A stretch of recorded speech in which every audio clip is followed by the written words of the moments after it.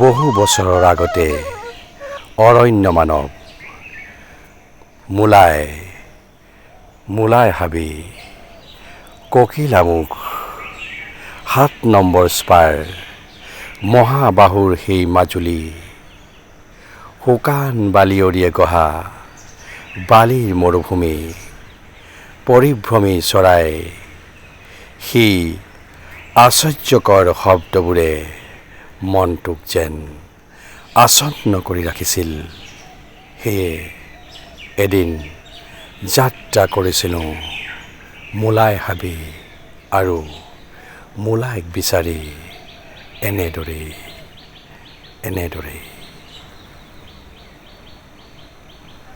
আচ্ছা দাদা, ইয়াত যে আপুনি এখন ষ্টাৰ্ট কৰিছিলে, কেতিয়াৰ পৰা ষ্টাৰ্ট কৰিছিলে? 79 ন? মানে তেতিয়া কেনেকুৱা আছিলে সেইটো? শুকান বালি আছিলে ন? শুকান বালি, মানুহ অহাই নাই, মানুহ হয় নাছিল ন? গৰু ম'হ। আপুনি এতিয়া পুৰা মানে ইয়াং আছিল চাগে? মানে কিমান বছৰ? 14-15 বছৰ বয়স আছিল। 14-15 বছৰ বয়স। তেতিয়াৰ পৰা মানে কি মনত তেনেকুৱা ভাৱ নাই চাগে ন?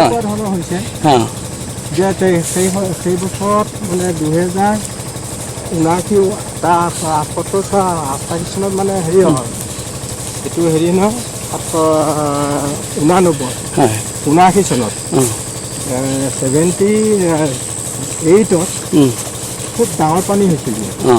পানী হওঁতে কি হ'ল, তাত বহুত জাবৰ জোথৰ লাগি ধৰিলে। ইয়াত লাগি মানে জুন জুলাই মাহত এনেই জেঠৰ আগত 12 খৰ মাৰে, সেই বছৰত 23 খৰ মাৰিছিল। 23 খৰ মানে? 23 মানে খৰ মানে খৰাং আছিল। জুন জুলাই মাহত বহুত গৰম আছিল। সেই বালিৰ উত্তাপত সেই শতাধিক সাপ মৰিছিল। সেই জাপত সাপ মৰিছিলে। এই সাপৰ মৃত্যু বেদনাত অনুভৱ হৈছিল যে আমিও এনেকৈ মৰিব পাৰোঁ। গৰম মানে তেতিয়া দেখিছিলোঁ গৰুবিলাকো পানীত নামি দিছে, কুকুৰেও পানীত নামি দিছে। ইমান উত্তাপ। কিমান চনত বুলি ক'লে? 79। তাৰপিছত আপোনাৰ এই ওচৰতে এখন ইয়াৰ পৰা 5 কিলোমিটাৰ 6 কিলোমিটাৰ দেৰগাঁও আছে। তেওঁলোকৰ গৰু ম'হ পোহে। পুহি মানে তেওঁলোকক ক'লো হেৰি নহয়, এই যে সাপডাল যে মৰিলে, সাপ নমৰা কিবা ব্যৱস্থা আছেনে? তেওঁলোকে তেতিয়া কৈছিল যে পৃথিৱীৰ আটাইতকৈ ওখ ঘাঁহটো ৰুওঁ। মই তেতিয়া বুজি পোৱা নাছিলোঁ। ওখ ঘাঁহটো কি ক'লে? পৃথিৱীৰ আটাইতকৈ ওখ ঘাঁহটো ৰুবলৈ ক'লে। ৰুবলৈ ক'লে, হয়। মই তেতিয়া জনা নাছিলোঁ। তেতিয়া বহুত দেৰি মূৰত তেওঁলোকে ক'লে যে বাঁহ ৰুলে ছাঁ হ'ব, ছাঁ হ'লে সাপ নমৰিব, চৰাই চিৰিকটি জীৱ জন্তু পৰা গছ পুলি ৰুই থাকে। তেওঁলোকে 50টা বাঁহৰ মূৰা দিলে আৰু 25টা বাঁহ দিলে। ক'ৰ পৰা দিছে এইটো? এইটো দেউৰিগাঁৱৰ পৰা দিছে। দেউৰি গাঁও। তেওঁলোকে দিলে, দি আৰু সেইকেইটাকে আনি 50টা মাটি কলহ কিনি ফুটা কৰি লৈ 5 দিনৰ মূৰে মূৰে ধান খেৰ সোমাই পানী দি বাঁহবোৰ লহপহকৈ বাঢ়ি গছ গছনি ৰুওঁতে এতিয়ালৈ এইখন অসভ্য অৰণ্যত পৰিণত হ'ল। মোৰ সন্দেহ লাগিল কি এই গছজোপা ডাঙৰ হৈ গৈছে, ডাঙৰ হৈ যায় মই মানুহৰ পৰাতো ৰাখিব নোৱাৰিম। তেতিয়া গোলাঘাটৰ ছ'চিয়েল ট্ৰাষ্টক ক'লোঁ যে আপোনালোকৰ স্কীম আছে, সেই স্কীমমতে আপোনালোকে গছ পুলি ৰুব নালাগে, কিন্তু সংৰক্ষণটো লাগে, মোক সহায় লাগিব। তেওঁলোকে 2002 চনত আহিল ইয়াত। আহি তেওঁলোকে মাজে সময়ে এজোপা দুজোপা ৰুলে গ'লগৈ। 3 বছৰ কাম কৰিলে গুচি গ'ল। মইতো গুচি যাবলৈ এইখন পতা নাই, মই থাকি গ'লোঁ। থাকোঁতে 2008 চনত এই বনৰীয়া হাতী পালে আহি গোটেই ঘৰ দুৱাৰ ভাঙি মেলি শেষ কৰিলে মানুহৰ। মোৰো ভাঙিছে। তেতিয়া মানুহ বহুত আছিল নেকি তেতিয়া? নাই, মানুহ এই গোটেই গাঁৱৰ এইফালৰ মানুহবিলাকৰ কাৰো ঘৰ নাই। মানে হাতী মাঘৰ বিহু উৰুকাৰ আগদিনা আহিছে, উৰুকাৰ আগদিনা আহি পেলাই আৰু এতিয়া মিচিং মানে আপং বনাই, আপঙৰ দিন পায়, আপং খাবলৈ পায়। ইয়াত 3 মাহ ৰিহাৰ্চল মানে ঘৰ খালে আৰু খোৱাৰ পাছত মানুহে মানে মোক মাৰি পেলাবলৈ খুজিছে। মানে তই হাবি নোহোৱাটো হাতী দিম ইয়াত। এতিয়া মই ক'লোঁ যে হাতী যদি মই মাতি আনিব পাৰোঁ তেতিয়া মোক পূজা পাতিব লাগিব তহঁতে। কিয় হাতী জুম ঘূৰাই যাব মই যদি হাতী মাতিম মই ভগৱান নেকি হাতী জুম মাতি আনিব মই গছে আৰু মোৰ গছে গৈ কাৰো ঘৰ ভঙা নাই মই গছ ৰোৱা মানুহে আৰু গতিকে গছ থাকিলেহে মানুহ থাকিব গছৰ অবিহনে প্ৰাণী জগত জীয়াই থাকিব নোৱাৰে সেইকাৰণে হেজাৰ হেজাৰ মানুহ আহিলে ঘৰত কোটাল লৈ মানে ইপাৰৰ মানুহ আহিছে এইপাৰৰ মানুহ আহিছে গছ কাটিবলৈ মই তেতিয়া ক'লো মোৰ আগত কাটি ল'ব লাগিব তাৰপিছত গছ কাটিব মোৰ গছে গৈ কাৰো ঘৰ ভঙা নাই তোমালোকৰ হাতীয়ে ঘৰ ভাঙিছে হাতীৰ কাৰণে ডিপাৰ্টমেণ্ট আছে তোমালোকৰ বিধায়ক আছে MP আছে MLA আছে চিফ মিনিষ্টাৰ আছে ভাৰতৰ প্ৰধানমন্ত্ৰীও আছে তাহাঁতৰ লগত যোগাযোগ কৰ্ম গছ কাটিবলৈ নিদিওঁ সেই তেনেকে তাহাঁতি গুচি হেৰি হৈ গ'ল আৰু কথাখিনি শুনি পেলাই মানে তাহাঁতি কনভিন্স হ'ল আৰু তাৰপিছত সেই চনতে 2002 চনতে এইখন চৰকাৰে অসম চৰকাৰে 96 ঘৰ ইয়াত বহুৱাইছিলে 96 হেৰি কি বোলে মাজুলীৰ পৰা তাৰপিছত মই SDC-ক ক'লোঁ যে আমি দেখোন খেতি কৰিয়ে আছোঁ যে আপোনালোকে ইয়াত কিয় মানুহ বহাব SDC-গৰাকী এইটো মাইকী মানুহ আছিলে মানুহ বহাই কি হাজৰিকা নেকি দাস কৃষ্ণ বৰুৱা নাই কৃষ্ণ বৰুৱা নহয় এই নিগেটিভৰ আছিলে সেইগৰাকী তাৰপিছত ক'লোঁ মোক এজনে পৰামৰ্শ দিলে যে আপুনি এটা কাম কৰক লিখক ভাৰতৰ আইন অমান্য কৰি মাজুলী SDO আৰু SDC-য়ে আমাৰ বৃক্ষৰোপণৰ ওপৰত পুনৰ সংস্থাপনৰ ব্যৱস্থা কৰিছে বুলি ৰাষ্ট্ৰপতিলৈ লিখক ষ্টেট গভৰ্ণমেণ্টে নিলিখে তাৰপৰা সেইখনত আকৌ DF-ই DC-য়ে চহী কৰিব লাগে নহয় তাৰপিছত আকৌ DF-ই সেই এপ্লিকেশ্যনখন পাই যোৱাত দিছিলে আহিলে তাতে DC আগত চহী কৰা আছে মানে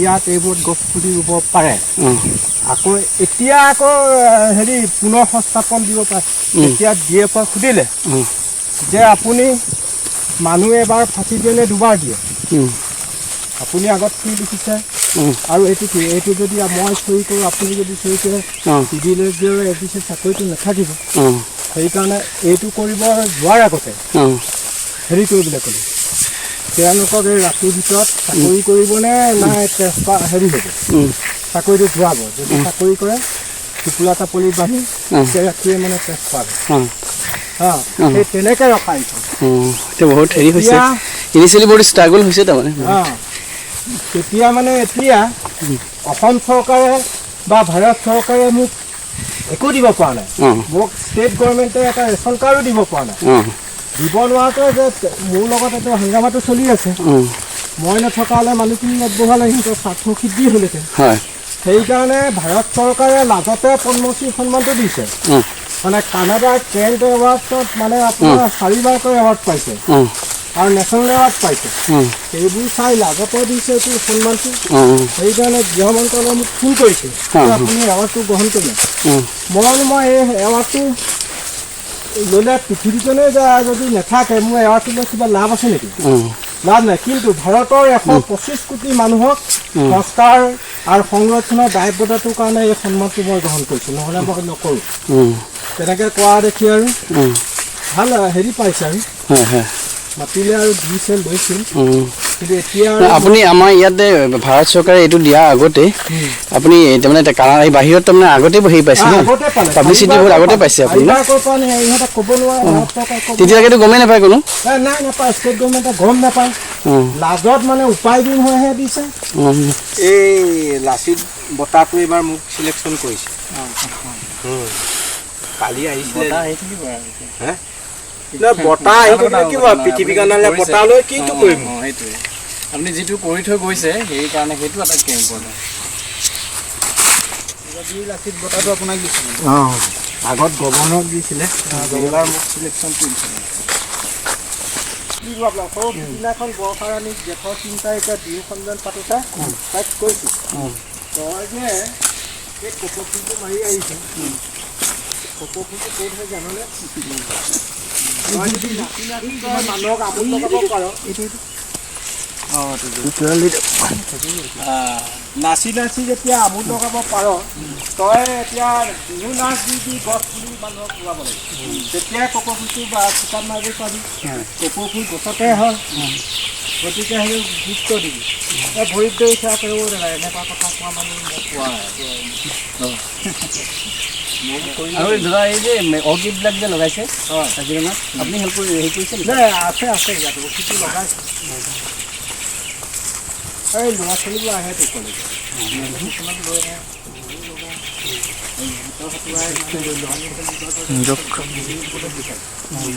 নাজানে নহয় মানে অসমৰ 20 লাখ মানুহ জীয়াই থাকিবলৈ কিমান শতাংশ জনসাধাৰণ লাগে মাষ্টৰে নাজানে ল'ৰা ছোৱালীয়ে কি কৰে এনেই কিমান শতাংশ লাগে 33% লাগে দাদা এইবোৰ আপুনি অধ্যয়ন কৰিছেনে নাই এইবোৰ এই বিজ্ঞানীসকলৰ লগত গৱেষণা কৰোঁ যায় ন মই যাওঁ মানে মই য'ত পঢ়িছিলোঁ অলপ চলপ পঢ়িছিলোঁ এই LP স্কুলৰ পৰা বিজ্ঞানীৰ লগত থকা মানে পৰিৱেশৰ ওপৰত বহুত মানে হেৰি জ্ঞান আছে ডক্টৰ বিজয়জিৎ বৰুৱা মানে প্ৰেক্টিকেল কৰে প্ৰেক্টিকেলত মোক শিকায় মানে তেতিয়াৰ দিনত মোক পাণ ৰুবলৈ দিয়ে মোৰ হাতত পাণ নমৰে তোৰ বিলাক গছ গছনি ঢেৰ হ'ব হয়তো এইবোৰ কয় তেতিয়া আপোনাৰ আশীৰ্বাদ দি থৈছে আশীৰ্বাদ মানে বহুত ভাল পায় আৰু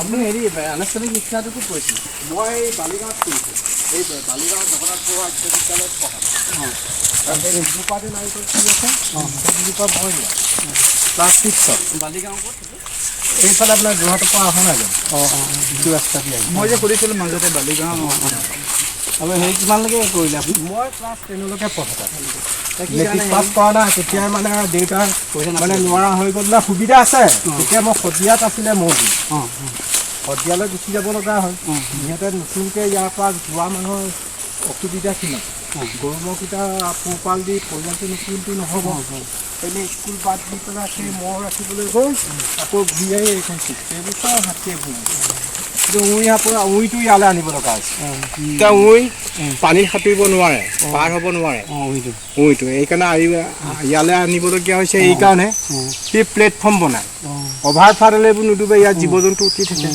সাপবিলাক উঠি থাকে সেইটো আপুনি অধ্যয়ন কৰিছোঁ তাৰপিছত আমদলি পৰুৱাটোক ইয়াত আনি এৰিব লগা হৈছে হয় আমদলি পৰুৱাটো সেইকাৰণে জেগা ইয়াত মানে সেইবোৰ আমদলি পৰুৱা এতিয়া হৈছে নহয় এতিয়া ইয়াত এৰিব লগা হৈছে কি কৰে এই শিমলু পুলি এইটো নহয় এইখিনি ফুটা কৰিবা তাৰ গাঁতত সোমাই থাকে ডালতে তেতিয়া বতাহ মাৰিলে সি ভাগি যায় আৰু যদি আমদলি পৰুৱাটোক যদি চেকচেকী পৰুৱাটো সোমাই থাকে আমদলি পৰুৱাটোক যদি এৰি দিয়ে সিহঁতে পলাই যায় গছজোপা বাচি যায় সেইটো কথা ন মই লক্ষ্য কৰিছোঁ তাৰমানে আমদলি পৰুৱাটো আমাৰ আপাৰ আছামৰ ফালে কিছুমান জেগাত আছে গুৱাহাটী ফালে এই কিছুমান জেগাত মানে আমদলি পৰুৱা নাই আমদলিটো খাই যে মানুহে খাই কিনে সেইফালে কিছুমানে নাজানে বিল আছে ইয়াত মাছ আছে ন সেইটো মাছ আছে মগ আৰু পানীৰ পিছল ভূমিটো হাতী এদিন ডাঙৰ ডাঙৰ তৰা আমি আছে ভিতৰত ইয়াৰ ভিতৰত মানে এইটো ভিতৰত যাবলৈ মানা কৰিছে মানে যোৱা বছৰ কি হ'ল এই গড় দুটা গুলিয়াই নিবলৈ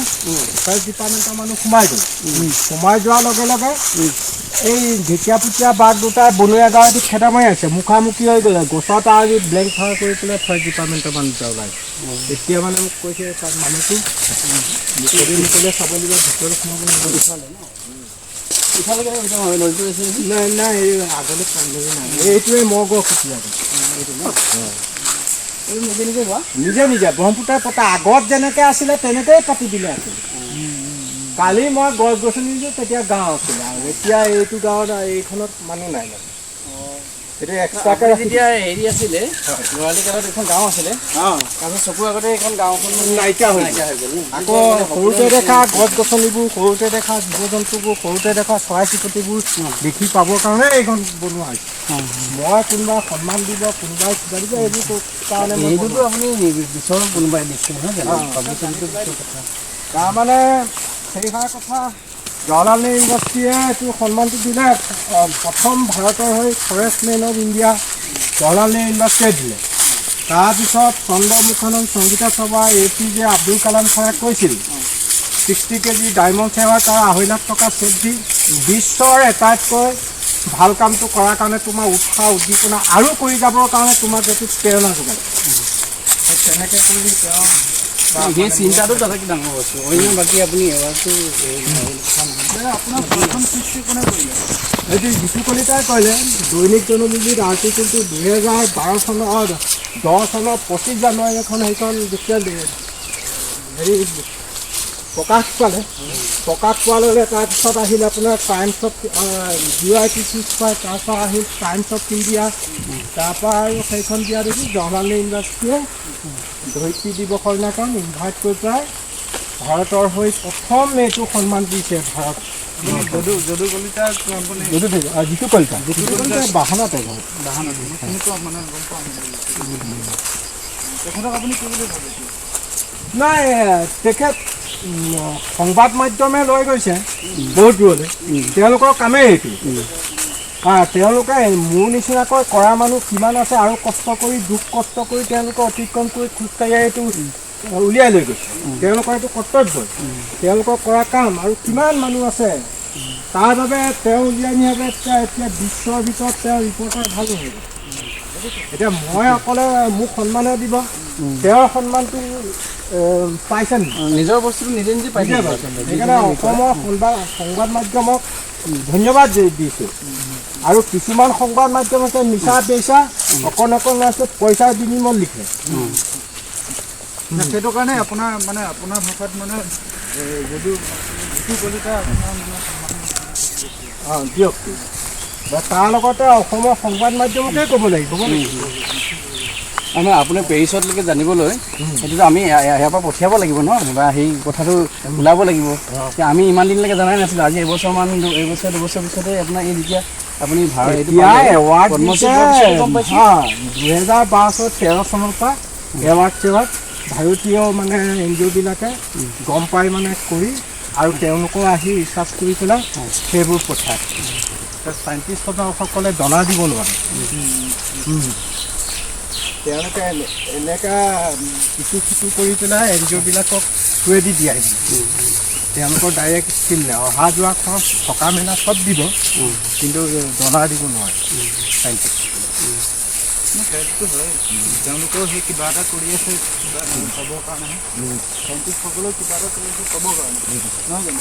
ইয়াত আপোনাৰ যদি তাহাঁতি সমল পায় তাহলে পূৰা হেৰি কৰিব আৰু ৰিচাৰ্চ চলিব। আপুনি আপুনিতো একদম প্ৰেক্টিকেল ফিল্ডৰ পৰা ৰিচাৰ্চ নিজে চব হাৰে সময় যে জানি পেলাই ৰিচাৰ্চ কৰিব। একদম ৰিচাৰ্চ এটা হেৰিয়ে হৈ গৈছে। তাহাঁতি আহি পেলাই ইয়াত আকৌ কৰিব। 50 জন চাইণ্টিষ্ট আহি কৈছেই, আৰু দিল্লীৰ পৰা চাইণ্টিষ্ট, আমেৰিকাৰ পৰা আহিছে, ডুবাইৰ পৰা আহিছে, কৈছে বিশ্বৰ এটাইতকৈ আয়ুৰ্বেদিক ঔষধ ইয়াতে আছে। আয়ুৰ্বেদিক ঔষধটো ইয়াতে আছে। এইকাৰণে সংৰক্ষণ কৰাটো প্ৰত্যেকজন বিশ্ববাসীৰ কৰ্তব্য। সেইকাৰণে বিশ্বৰ জাৰ্মানী, ইটালী, পেৰিছ তাৰ পৰা আহি থাকেতো আহি কৈছোঁ যে এতিয়া উন্নত দেশবিলাকে উন্নয়নশীল দেশলৈ জনা পঠিয়াবলৈ কৈছে, কাৰণ তেওঁলোকৰ তাত জেগা নাই। আৰু আমাৰ ইয়াতে ডুবাইত এতিয়া তাৰ চাইণ্টিষ্ট আহিছে যে আপোনালোকে আমাৰ খাদ্য সামগ্ৰী ভাৰতৰ পৰা পঠাই, আপোনালোকে তেলটো পঠায় খোলা বুলি কয়। যদি ভাৰতেই নাথাকে তেতিয়া আপোনালোকৰ খাদ্য কোনে যোগান দিব? সেইকাৰণে আপোনাৰ টকা পইচা বেছি, মুদ্ৰা বেছি, আৰু আপোনাৰ উন্নত দেশে উন্নয়নশীল দেশলৈ জনা পঠিয়ায়। মই অকল ভাৰতলৈ দিবলৈ মই কোৱা নাই, কিন্তু এইটো এতিয়া আপোনাৰ এটা ডাঙৰ এটা হেৰি আছে।